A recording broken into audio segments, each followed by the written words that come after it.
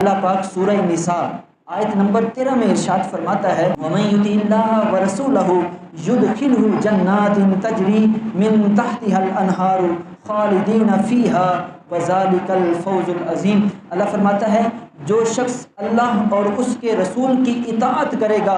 اللہ پاک اسے ایسے باغوں میں داخل فرمائے گا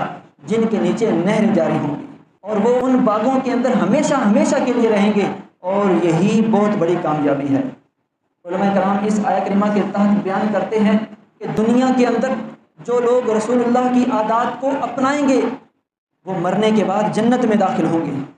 اور جو لوگ رسول اللہ صلی اللہ علیہ وآلہ وسلم کی عادات سے منہ موڑیں گے کل بروز قیامت حسرت اور پریشانی کی حالت میں اپنی انگلیاں چبائیں گے۔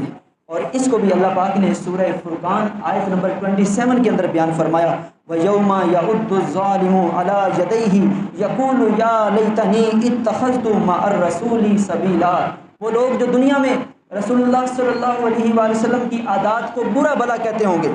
رسول اللہ صلی اللہ علیہ وآلہ وسلم کے طریقوں سے نفرت کرتے ہوں گے، رسول اللہ صلی اللہ علیہ وآلہ وسلم کے طریقوں کو ترقی کی راہ میں رکاوٹ سمجھتے ہوں گے، اللہ پاک نے ایسے لوگوں کے بارے میں فرمایا کہ ظالم شخص بروز قیامت